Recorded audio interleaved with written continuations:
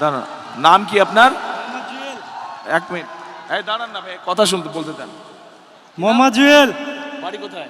বাড়ি বরিশাল। আর এখানে কই থাকেন? এখানে বেনারসি মাঠ। বেনারসি মাঠ কোন দিকে? এই যে ডাইন সাইডে। ডান সাইডে। জি, বেনারসি মাঠে। কি করেন? আমি ভ্যান চালাই, ভ্যান চালক। কতদিন থাকেন এখানে? এখানে প্রায় তো 30 বছর যাবত। এই লোক এই এলাকার মানুষ দেখেছেন কেউ কেউ? ঠিক আছে, ঠিক বলছে। আচ্ছা, আপনাদেরই তো একজন না, মানে আমাদেরই একজন। আমিও এলাকার ভোটার, আপনি এখানকার ভোটার? জি, ভোটার। আচ্ছা ঠিক আছে। আচ্ছা, এখন আপনি আমাকে এদিকে সামনে আসেন। আপনি আমাকে এখন বলেন, এই এলাকায় তো আমি প্রার্থী, বিএনপির প্রার্থী। জি জি। এখন শুধু এসে তো বক্তৃতা দিলে চলবে না। জি না। আমার কাছে কি আসে, কারণ আমি যদি ইনশাল্লাহ নির্বাচিত হই, ইনশাল্লাহ বিএনপি সরকার গঠন করলে আপনি এলাকার উন্নয়ন চান না, এলাকার মানুষ হিসাবে। ইনশাআল্লাহ আমাদের তো এখানে এখন তাহলে আমাকে বলেন কি সমস্যা, এই এলাকার কি করতে হবে, কি কি প্রয়োজন? এই এলাকায় আমরা একটা বস্তিবাসী, এখানে আমাদের একটা বস্তি এটা আছে। কাছে নিতে হবে, কাছে নেন। আমরা বস্তিতে থাকি, বসবাস করি। এখানে অনেক খেটে খাওয়া মানুষ আছে আমাদের মতো। ওনাদের এই বস্তিবাসীর মূল চাওয়াটা কি আপনাদের? কি জি, সমস্যা? মূল চাওয়াটা হলো আপনাদের সরকার হতে পারেন, তাহলে আমাদেরকে একটা পণ্য বসানোর কারণে একটা ব্যবস্থা করে দিতে হবে। এইটাই হলো আমাদের চাওয়া। এটা মূল চাওয়া। এখানে আমরা বস্তিবাসী। আচ্ছা, আপনার নাম কি বললেন? আমার নাম মোহাম্মদ জুয়েল। জুয়েল। জুয়েলের এই যে বললো পুনর্বাসনের ব্যবস্থাটা মূল চাওয়ার মধ্যে, এইটার সাথে কারা কারা আপনারা একমত? হাত তুলেন তো, এই এলাকার মানুষ কারা কারা একমত? এইদিকে আপনারা একমত জুয়েলের সাথে? এদিকে একমত?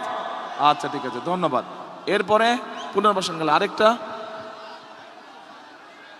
আর হলো আমাদের এখানে যারা গরিব মানুষ আছে, অনেক খেটে খাওয়া মানুষ আছে, ওনাদেরকে সহযোগিতা করতে হবে। কি এবং করতে হবে? কি? ভয় পাবার কিছু নাই, হ্যাঁ, ধীরে সুস্থে সাহস করে হ্যাঁ। বলুন। কোনো ভয় পাওয়ার, ঘাবড়ানোর কিছু নাই, কেউ কিছু বলবো না। জি না, জি না। বলেন কি সমস্যা আছে? সমস্যা স্যার, এই রাস্তাঘাটের সমস্যা আছে? রাস্তাঘাটে অনেক সমস্যা আছে আমাদের ভিতরে, রাস্তাঘাট ভাঙাচোরা আছে, এগুলো ঠিক করতে হবে, ঠিক করতে হবে। উন্নয়ন করতে হবে। কিন্তু জি। মূল সমস্যা কি? পুনর্বাসন। জি জি, আমাদের মূল সমস্যা হলো বস্তিবাসীর পুনর্বাসন প্রকল্প করতে আচ্ছা, হবে, ঠিক আছে। এইটাই মূল সমস্যা। ওকে, আচ্ছা এবার বসেন আপনি। আচ্ছা বোন, আপনি আসেন। আপনি কি এলাকার ভোটার? এটা ধরেন, মাইকটা নেন, এই মাইকটা ধরেন। আপনি এলাকার ভোটার? ভাইয়া আমি এলাকার ভোটার না। ভোটার না? না, মিথ্যা কথা বলবো না, আমি আসছি আপনাকে শুধু একটু দেখার জন্য। আচ্ছা ঠিক আছে, তাহলে আপনি ভোটার না? একটা নজর আপনাকে দেখার জন্য। আচ্ছা, আমি এখন এই দেখেছেন? জি আচ্ছা, তাহলে আলহামদুলিল্লাহ। এখন বসেন, তাহলে আপনাকে জিজ্ঞেস করবো না, তাহলে আমি চলে যাব।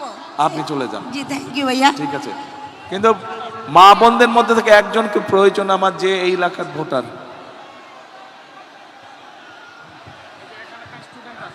স্টুডেন্ট? স্টুডেন্ট স্টুডেন্ট না? আচ্ছা ঠিক আছে, আসো। ওয়ালাইকুম আসসালাম। এটা নাও। তুমি স্টুডেন্ট? হ্যাঁ, আমি স্টুডেন্ট। কোথায় পড়ো? আমি ইউনিভার্সিটি অফ এশিয়া এটা কাছে নিতে হবে। হ্যাঁ, ইউনিভার্সিটি অফ এশিয়া প্যাসিফিকের স্টুডেন্ট, ইংলিশ আচ্ছা, ডিপার্টমেন্টে। এটা কোথায়? এটা হচ্ছে ফার্ম গেট, গ্রিন Farm রোডের gate, এখানে আচ্ছা। পান্থপথে। তুমি এখানে কোথায় থাকো? আমি এখানে পুরান কচু খেতে থাকি। পুরান কচুক্ষেতে? জি, এটা তো ভাষানটেকের বাইরে পড়লো। ক্যান্টনমেন্টের অপোজিটে পুরান কচু ক্ষেত, মুসলিম তাহলে মডার্ন তুমি কি এরিয়াটা। ভাষানটেকের সমস্যা কি জানো? আমাদের এইদিকে তো স্লাম এরিয়া, মানে মানে বলতে বস্তি এরিয়াটা বেশি, তো সাধারণ মানুষের মানে আমাদের ক্যান্টনমেন্টের ভিতরের এরিয়াটা খুব সুন্দর, গুছানো পরিবেশ, সুন্দর পরিবেশ। তো এই দিকের পরিবেশটা যদি আরেকটু সুন্দর হতো, সেক্ষেত্রে আমাদের মানে পুরো জোনটা একই রকম দেখা যেত, সুন্দর দেখা যেত। মানে যাতে সবাই বলে যে ক্যান্টনমেন্ট এরিয়াটা বা কচুক্ষেত এরিয়াটা, ভাষানটেক এরিয়াটা 17 আসনের অন্তর্ভুক্ত আছে, এটা দেখতেও ভালো লাগবে, মানুষের কাছে বলতেও ভালো লাগবে। আচ্ছা, তোমার নামই তো জিজ্ঞেস করিনি। আমার নাম হেনা আক্তার মিম। আমার বাবা হচ্ছে ঢাকা ক্যান্টনমেন্ট বোর্ড ওয়ার্ডের সাংগঠনিক সম্পাদক মোহাম্মদ ফেরদৌস আহমেদ। আচ্ছা, এই যে আমাদের এই বোন একটা কথা বললো, এইটার সাথে মোটামুটি কি আপনারা এই এলাকাবাসী একমত?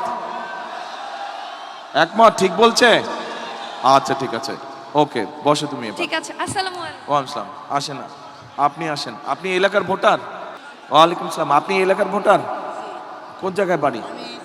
ধরেন এটা, হ্যাঁ এটা ধরেন, 95 ওয়ার্ড। জি। আপনার নামটা কি? আমার নাম লিলি। এটা কাছে নিতে হবে মাইক। আমার নাম লিলি। আচ্ছা, উনি 95 নম্বর ওয়ার্ডের, 95 নম্বর ওয়ার্ড তো ভাষানটেকের মধ্যে পড়লো না? হ্যাঁ। আচ্ছা, তো এখন বোন আমাকে একটু আপনি বলেন, আমরা জুয়েলের কথা শুনেছি একটু আগে, জুয়েল যে বলে গেল ওইখানেই থাকে, তো এই এলাকার মূল সমস্যাটা কি?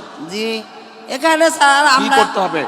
বিএনপি ইনশাল্লাহ সরকার গঠন করলে, আমি ইনশাল্লাহ আপনাদের ভোটে জিতলে কি করতে হবে? মূল কাজটা কি করতে হবে? আসসালামু আলাইকুম।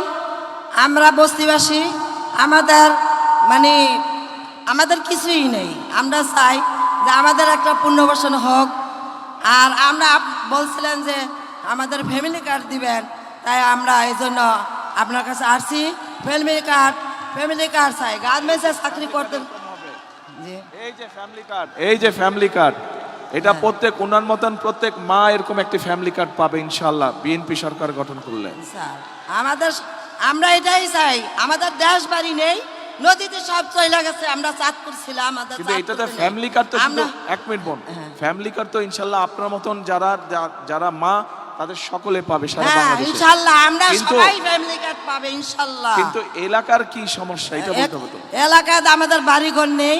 আমরা একটা পুনর্বাসন চাইছিলাম, যদি আমাদের পুনর্বাসন দেন তাহলে আমরা সবাই আর কি আনন্দ পাবো, খুশি পাবো। আপনার যদি আমরা ভোট যদি জয়যুক্ত করতে পারি তাহলে আমাদেরকে পুনর্বাসন দিবেন। তাহলে জয়যুক্ত করেন।